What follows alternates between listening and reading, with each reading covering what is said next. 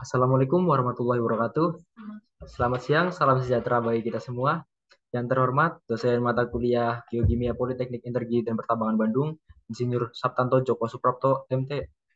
Adapun narasumber yang telah bergabung, dan selamat datang pada acara webinar hari ini, yaitu mahasiswa Teknologi Geologi Angkatan 21 kelompok 3 yang akan memaparkan sebaran unsur CO, CR, Ni di Pulau Sumatera. Hadirin yang berbahagia, marilah kita ucapkan puji syukur kehadirat Tuhan Yang Maha Esa atas segala karunia-Nya sehingga kita bisa menghadiri acara hari ini dalam webinar yang berjudul Sebaran Unsur CO CRNI dari Data Stream Sedimen di Pulau Sumatera. Sebelumnya, perkenalkan saya Muhammad Agung Pratama Islami, mahasiswa Prodi Teknologi Geologi angkatan 2021 selaku MC. Sebelumnya, disampaikan kepada para audiens untuk menonaktifkan mikrofon selama pemaparan berlangsung dan akan diberikan waktu kepada audiens untuk bertanya setelah sesi pemaparan. Selanjutnya, kita akan memasuki acara inti yaitu sesi pemaparan materi yang akan dipandu oleh moderator Yulika Davlinda. Kepada saudari Yulika, dipersilakan. Terima kasih kepada Saudara Agung Pratama Islami selaku MC. Perkenalkan, nama saya Yulika Davinda dari Teknologi Geologi Angkatan 2021. Hari ini akan menjadi moderator pada acara ini. Baiklah, pada hadirin semua, diingatkan kembali untuk menonaktifkan fitur mikrofon dan untuk sesi tanya jawab akan dilaksanakan pada setelah pemaparan. Untuk kepada untuk kepada narasumber dipersilahkan untuk memaparkan materi.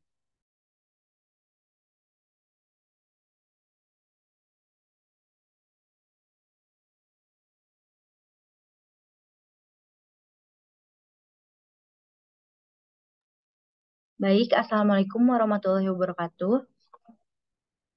Di sini saya Nadia Finlandini, mahasiswi Geologi Angkatan 2021, akan memaparkan geokimia endapan Sungai Mes 80 unsur kobal di Pulau Sumatera. Next.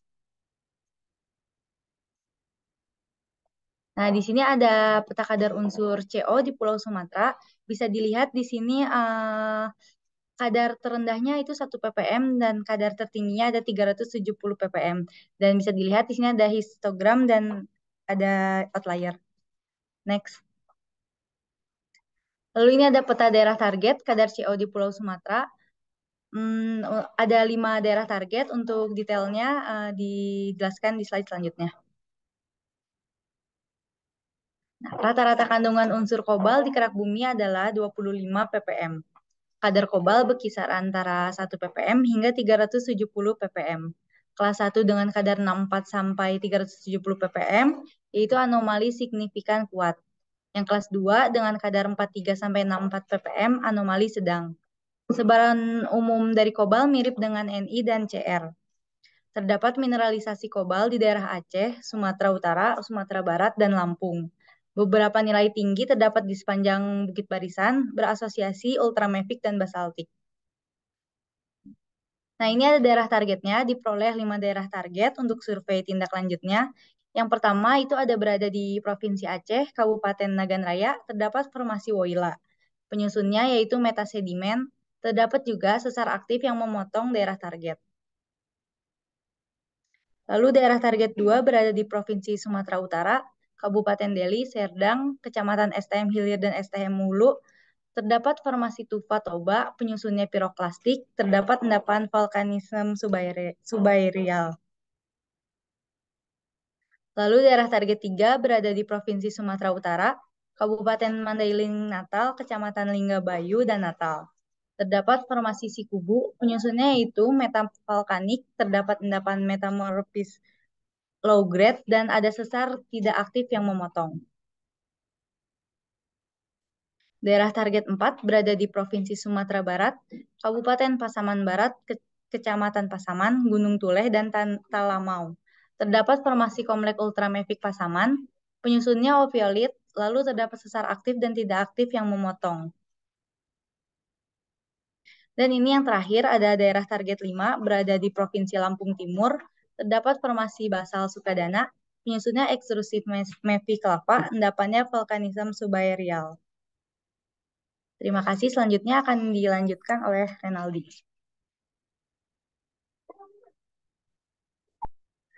Baik, akan saya lanjutkan. Selanjutnya adalah geokimia sampel endapan sungai Mes80 unsur Cr atau kromium.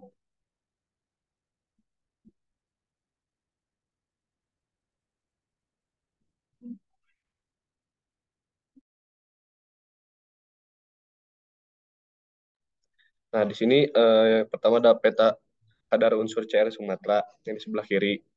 Di situ terdapat ada 7 kelas. Yang pertama yang paling rendah, kelas pertama 3 ppm sampai 27, kelas kedua 27 sampai 50, kelas ketiga 50 sampai 79, kelas keempat 79 sampai 122, kelas kelima 122 sampai 330, kelas keenam 330 sampai 830, dan kelas yang paling besar 830 sampai 40.000.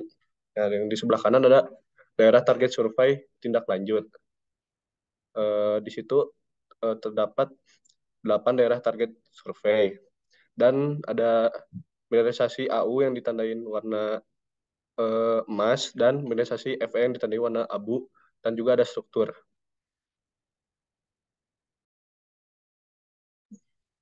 Nah, terus ada hasil dan pembahasan.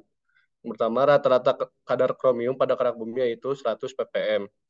Terdapat satu kadar anomali Cr yang sangat tinggi yaitu sebesar 40.000 ppm di Kecamatan Rantaubaya, Kabupaten Mandailing Natal, Sumatera Utara. Terus kelas ke-1 dengan kadar 830 sampai 40.000 ppm yaitu anomali signifikan atau kuat. Kelas kedua dengan kadar 330 sampai 830 ppm itu termasuk anomali sedang. Serta diperoleh 8 target untuk survei tindak lanjut. Yang terakhir, sebagian besar daerah target dikontrol oleh sesar semangko. Nah, selanjutnya daerah target. Daerah target yang pertama berada di Kecamatan Rantaubaya dan Batang Natal, Kabupaten Mandailing Natal, Sumatera Utara. Litologinya terdiri dari batuan vulkanik, batuan metasedimen, batu pasir, dan diterobos oleh intrusi bimodal. Terdapat struktur geologi berupa patahan di sebelah barat daya intrusi. Terdapat juga mineralisasi AU di utara daerah target. Nah, ini ada daerah target yang kedua, berada di Kecamatan Pasaman, Gunung Tulehdan, Talamau, Kabupaten Pasaman Barat, Sumatera Utara. Litologi terdiri dari batuan ultrabasa, batuan vulkanik andesitit, dan terdapat batuan metamorf yaitu marmer. Dan terdapat juga struktur yang berupa patahan yang melewati daerah target, terdapat mineralisasi Fe di barat daerah target.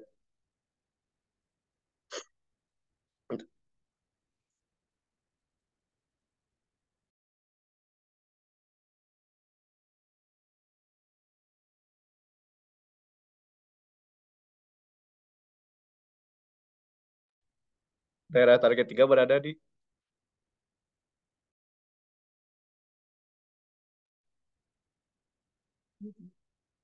litologinya terdiri dari batu pasir, batu gamping, dan granodiorit. Terdapat struktur berupa patahan di sebelah timur laut daerah target dan dapat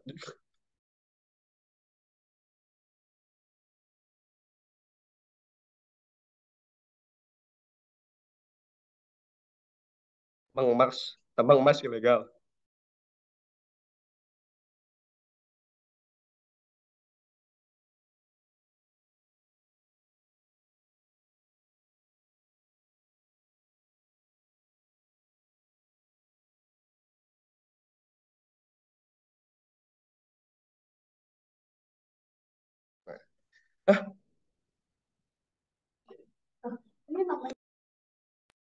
Daerah target 4 berada di Kecamatan Hiliran Gumanti, Kabupaten Solok, Sumatera Barat. Litologi terdiri dari batuan vulkanik andesitik dan batuan metamorfilit. Terdapat struktur geologi berupa patahan di barat daerah target.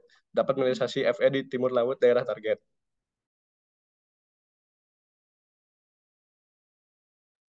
Nah, ini daerah target 567 ini berdekatan. Jadi saya satukan.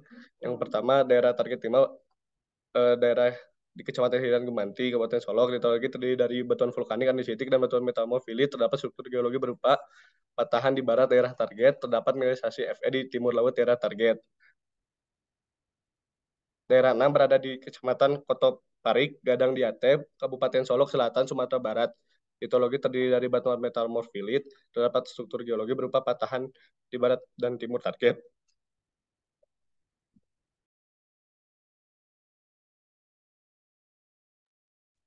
Daerah 8 berada di Kecamatan Kota Janto, Kabupaten.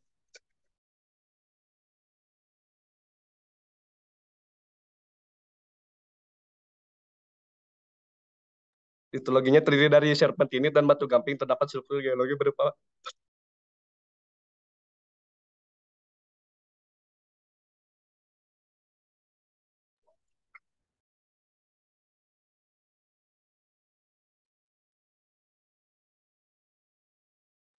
patahan yang melewati daerah target. Selanjutnya akan dijelaskan oleh Westia.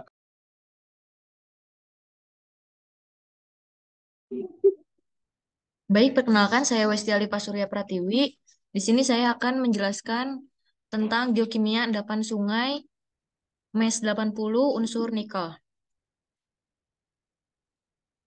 Berikut ada peta sebaran unsur nikel Sumatera, yang mana kadar unsur yang terbesar itu berwarna merah 490 hingga 5.800 ppm nikel. Dan juga ada histogramnya. Seperti biasa, histogramnya ada satu kelas yang loncat sendiri.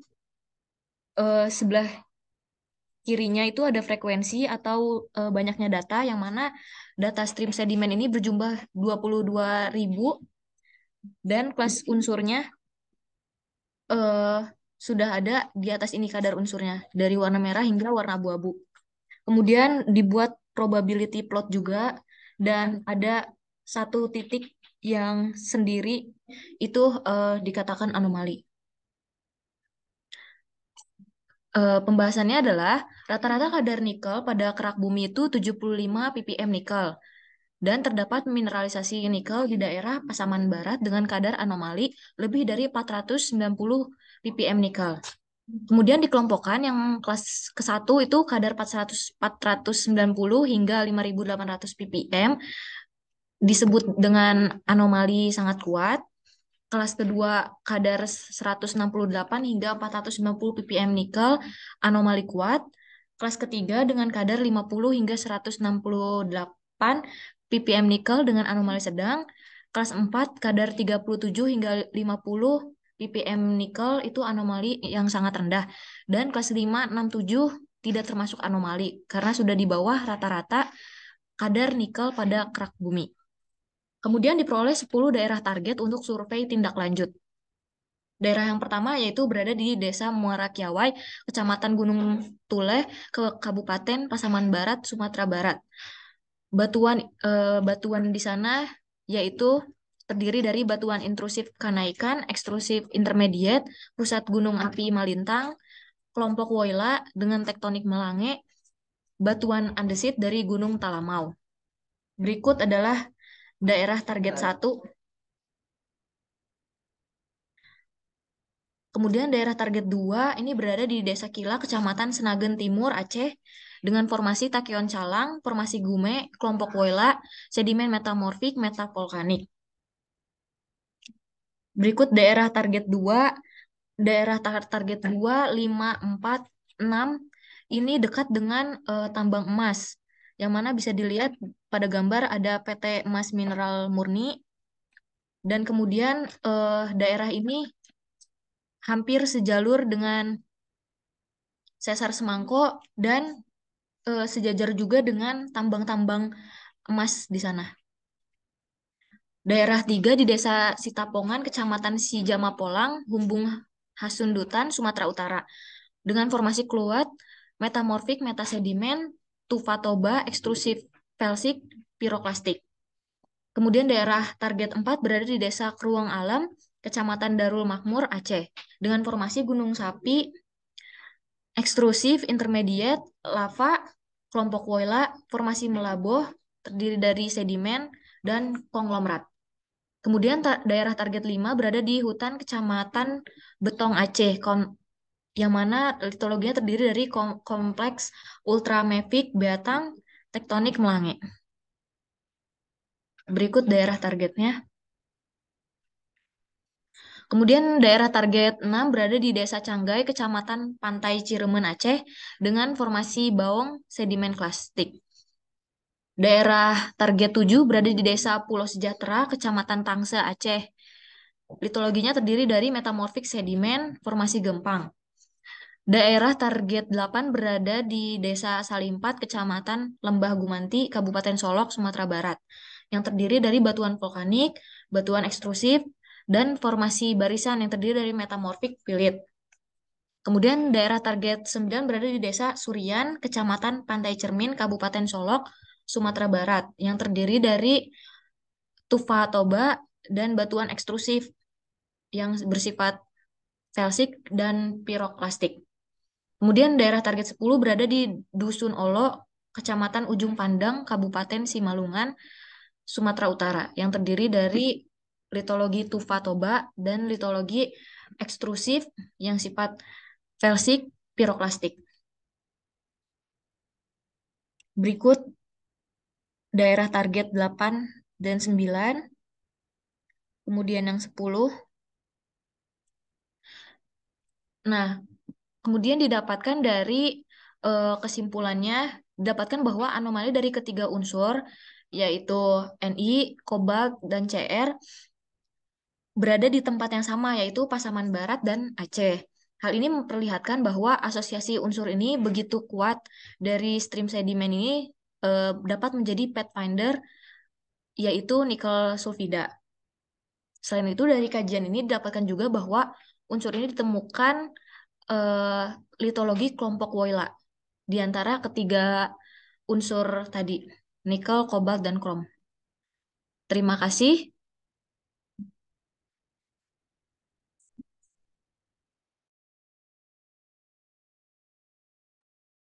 Terima kasih kepada narasumber atas pemaparan materinya yang begitu sangat bermanfaat bagi kita semua. Acara selanjutnya yaitu sesi tanya jawab kepada para hadirin semua. Jika ada yang ingin bertanya, dapat melalui fitur raise hand atau melalui kolom chat.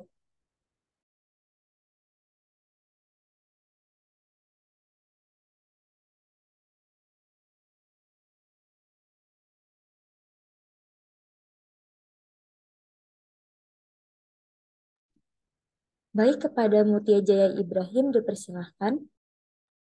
Terima kasih untuk kelompok 3, izin bertanya, kenapa ada 3 unsur bisa ada di Pasaman Barat dan Aceh? Terima kasih. Terima kasih atas pertanyaannya, Mutia. Untuk kepada narasumber kelompok 3 dipersilakan untuk menjawab. Baik, terima kasih atas pertanyaannya. Izin menjawab. Tadi ditanyakan ya, kenapa 3 unsur bisa ada di Pasaman Barat dan Aceh? Yaitu karena batuan oseaniknya berupa grup Woyla. Pada bagian barat Sumatera merupakan hasil proses pengangkatan ke arah selatan pada tepi kontinen dari paparan Sunda. Terus hal ini kemungkinan pada akhir dari awal kapur, busur batuan basa mengalami tumbukan dan terdapat asosiasi dan terangkat menepati bagian tepian yang pasif. Terus lalu mereka membentuk grup Woyla pada bagian utara Sumatera. Batuan yang ekuivalen terdapat pada bagian barat Sumatera. Apakah sudah menjawab?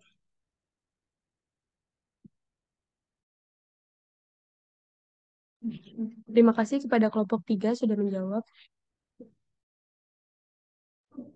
Terima kasih narasumber. Semoga jawaban yang diberikan menjawab penuh pertanyaan dari Mutia Jaya Ibrahim. Diingatkan kembali kepada para hadirin agar jika ingin bertanya melalui fitur raise hand ataupun chat yang berada dalam Zoom.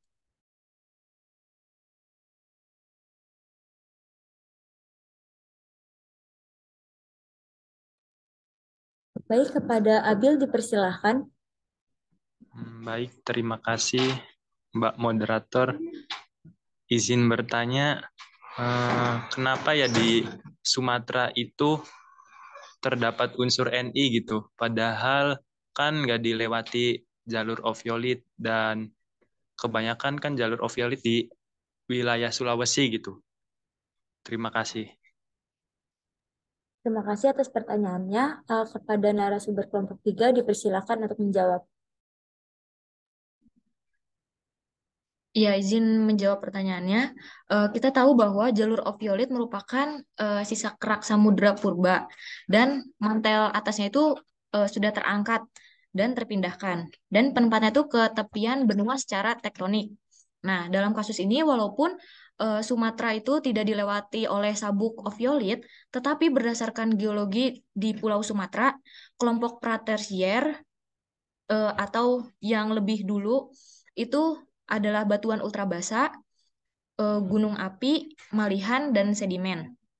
Kemudian yang lebih mudanya lagi itu zaman tersier yang terdiri dari batuan serpentinit, piroksenit, dan dunit. Kemudian litologi ini ditutup oleh litologi yang lebih muda, yaitu pada masa kuarter yang terdiri dari batuan sedimen, aluvium, dan gunung api. Jadi ultrabasa di Pulau Sumatera ini tertutup oleh batuan yang berumur kuarter tadi.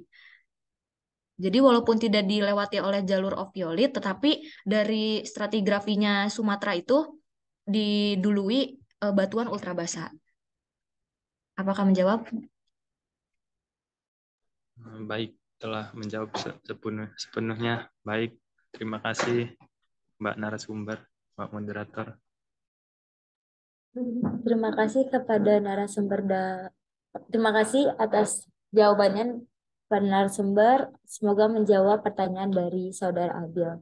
Ingatkan lagi untuk para hadirin dapat bertanya melalui fitur raise hand atau melalui kolom chat.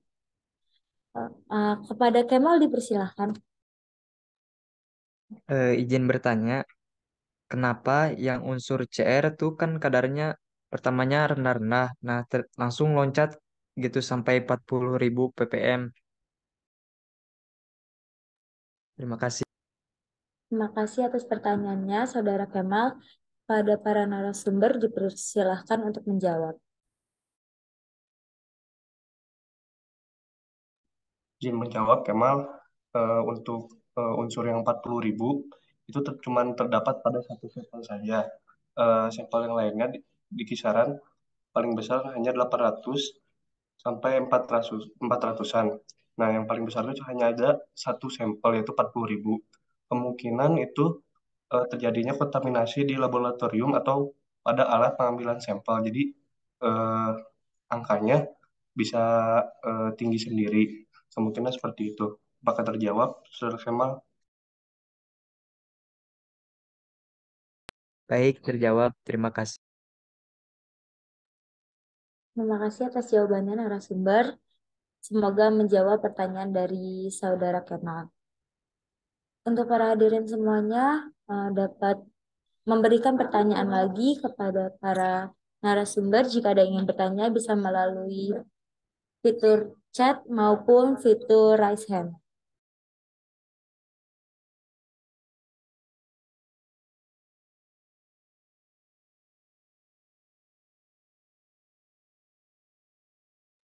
Sepertinya sudah tidak ada yang lagi ingin bertanya, maka untuk sesi tanya jawab saya cukupkan. Saya selaku moderator pamit undur diri. Mohon maaf jika ada kesalahan kata maupun kekurangan dari saya. Saya kembalikan kepada MC. Baik, terima kasih kepada Saudari Yulika yang telah memandu webinar ini sehingga berjalan dengan lancar.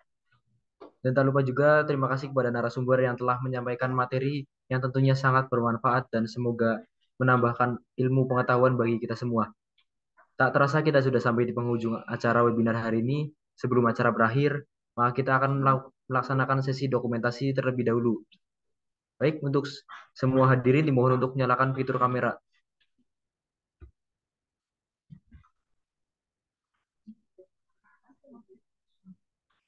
Saya akan memandu sesi dokumentasi ini dalam hitungan ketiga, maka saya akan mengambil screenshot. 1, 2, 3. Terima kasih kepada para hadirin. Baik, acara yang terakhir adalah penutupan. Saya selaku MC memohon maaf apabila terdapat kekurangan dalam memandu acara webinar hari ini dan ucapan terima kasih kepada seluruh hadirin yang telah meluangkan waktu untuk berpartisipasi dalam webinar hari ini. Semoga ilmu dan pengetahuan yang didapatkan bisa bermanfaat. Sekian dari saya, Master of Ceremony. Mohon pamit undur diri. Wassalamualaikum warahmatullahi wabarakatuh. Waalaikumsalam warahmatullahi wabarakatuh.